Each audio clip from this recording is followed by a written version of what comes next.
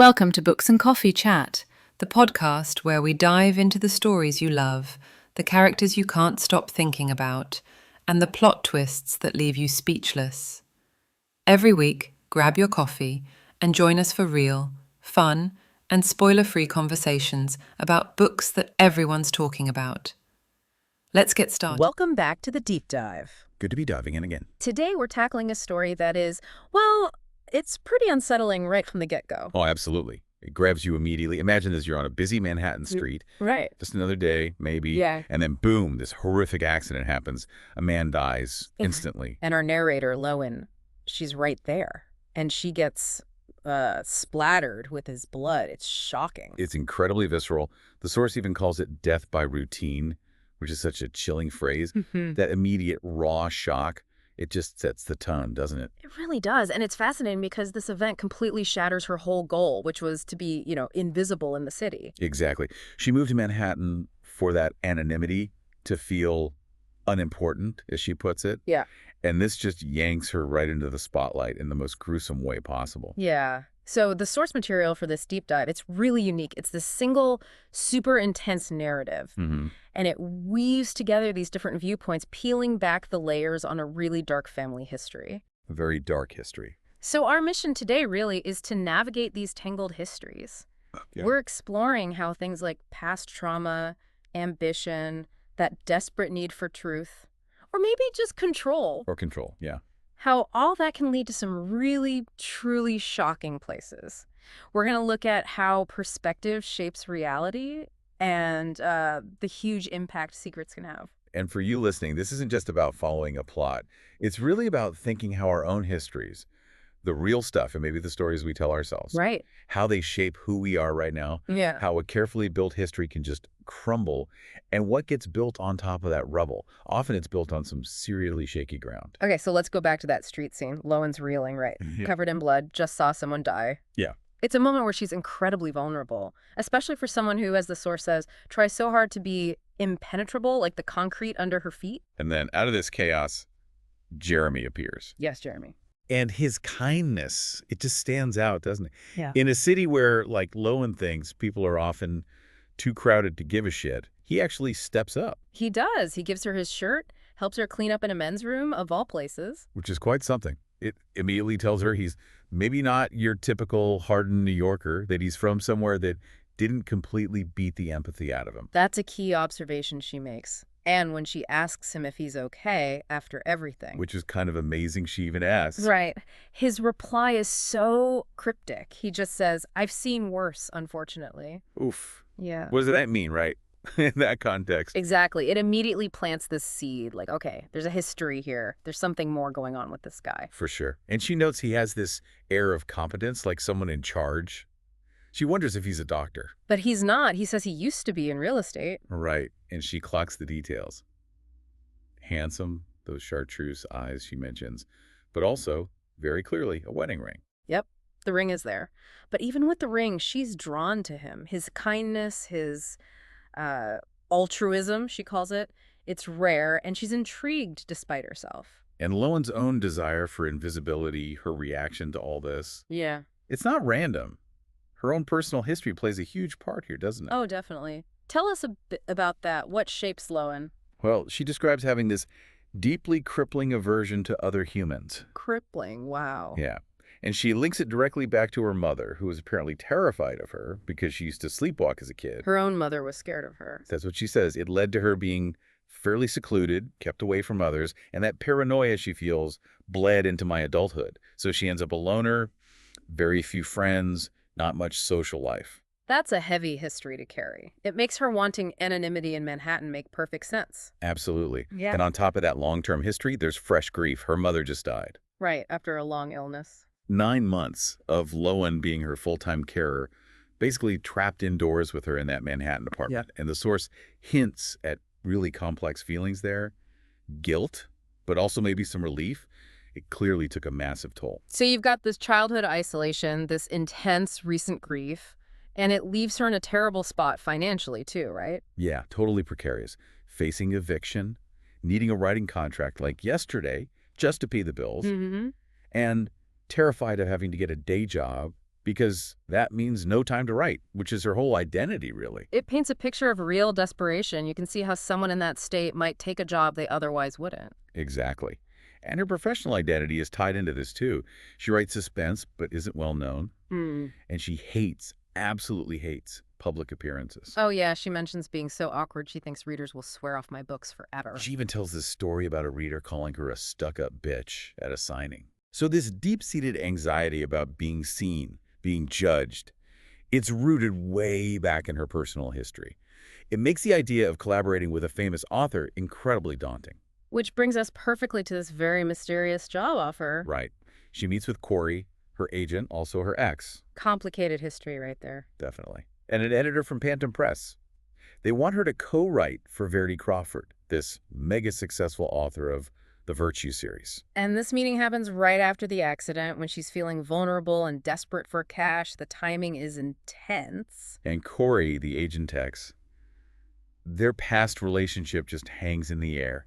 He's with someone new, Becca, but he kind of dismisses Becca's writing. Yeah, says it's not his style. Which Lowen immediately picks up as a backhanded compliment, or maybe an insult, to her own writing, since they supposedly write similarly. Their personal history keeps messing with the professional stuff. It's messy, but the terms of the actual offer are kind of unbelievable, especially for Lowen. Totally. $500,000. Yeah. Working under a pen name. And crucially, no publicity. No book tours. That's the clincher, isn't it, for someone who dreads the spotlight? It's almost too perfect. And later, we find out Jeremy, Verity's husband, actually suggested these terms. It's a huge red flag that this isn't just any writing gig. It's tailored. So initially, Lowen's hesitant, right? Big shoes to fill. Very hesitant. But then she actually listens to Verity's first book, the audiobook. Yeah. She's blown away. She thinks she's good, really good. So the respect ticks in, but also the pressure. Exactly. Suddenly, it's not just about the money. It's about living up to this legacy. She feels like everyone, Corey, the publisher, Jeremy, they'll all know if she fails. It becomes this huge test. And that pressure just ramps up when she actually arrives at the Crawford house, this remote mansion in Vermont. Yeah, talk about culture shock. It's this huge multi-million-dollar place, totally alien to her own life. And she quickly learns about the family's tragic history right there in the house. The two daughters. Harper and Chasten, both dead. And Verity herself is, well, severely incapacitated. The whole place feels heavy with grief. Her first real interaction there is with Crew, the son. He's 5. 5 years old, yeah. A miniature version of Jeremy, she says. And when Lowen says the house must be nice, his reply is just heartbreaking. What does he say? Just used to be. Oh, wow. From a 5-year-old, that says everything, doesn't it? About the shadow hanging over them. It really does. He's already lived through so much loss. Yeah. And then Lowen sees Verity. What's that like? It's shocking. Verity's in a hospital bed, vacant eyes, totally unresponsive, it seems. Lowen's first reaction is just deep empathy, pity for this family's suffering. She hopes that Verity isn't conscious, isn't aware of her state. And we learn more about Jeremy's history, too. We do. He had this successful real estate firm, but gave it up when Verity's writing took off. He talks about his grief over the girls. And his feelings about Verity's writing. Yeah, that's interesting. He admits, I didn't like being inside her head. It suggests maybe there were tensions, or at least discomfort, with her dark themes even before everything fell apart. A hint of a complicated marital history. And then Lowen starts noticing little things, unsettling details. Like the teeth marks. Right. On the headboard in the master bedroom. Her first thought is, okay, intense sex. Which is a pretty normal assumption, I guess. Sure.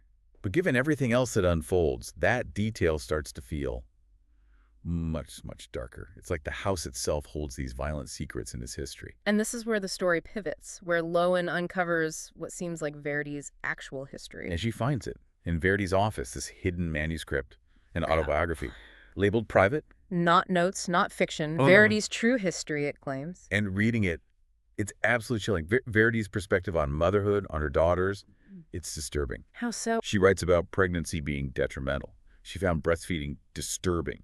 Oh. It's just cold. This isn't just plot. It's a deep dive into a potentially warped mind.